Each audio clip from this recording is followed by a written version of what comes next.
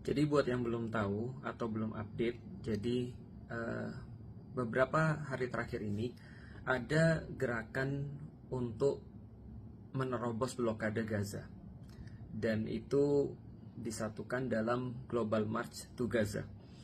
Ini melibatkan banyak sekali negara-negara, terkhusus negara-negara barat, dan ini benar-benar buat aku pribadi malu banget.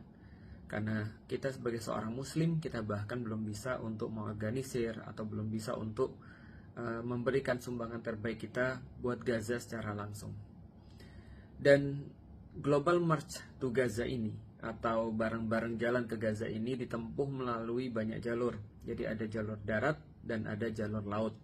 Dan yang paling terkenal, yang seperti teman-teman tahu, lewat jalur laut ini ada satu kapal, isinya 12 orang aktivis kemanusiaan. Kapal itu dikasih nama Madlin, dan Madlin ini diambil daripada nelayan Gaza yang benar-benar menginspirasi mereka. Dan berangkatlah kapal ini dari Catania, lalu kemudian menuju kepada Gaza untuk menembus blokade Gaza. Dan teman-teman tahu, kapal ini juga menjadi bagian daripada Freedom Flotilla Coalition.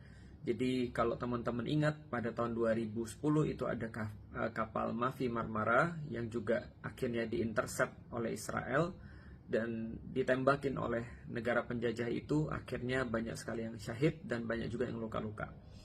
Dan banyak sekali kapal-kapal yang sudah diberangkatkan dan gak ada satupun yang sampai ke Gaza.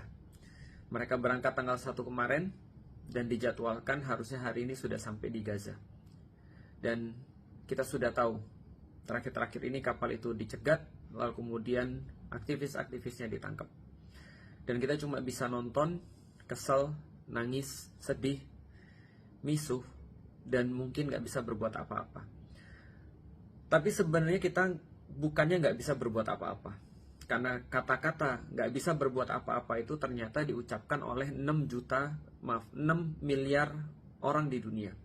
Dan kita tahu bahwasanya orang-orang yang tidak setuju dengan kekejaman penjajah Israel dan mendukung Gaza itu sebenarnya banyak. Mereka adalah silent majority.